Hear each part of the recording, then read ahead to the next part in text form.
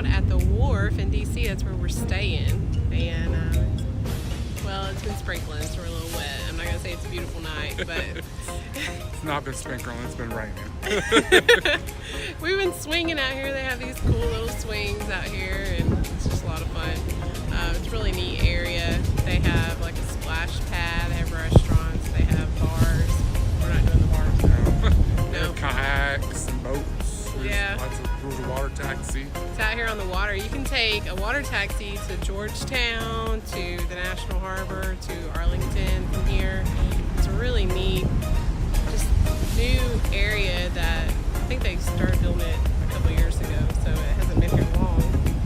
Today was really neat. We took a shuttle from here to the National Mall. It's a free shuttle, and so it runs like every 8 to 10 minutes.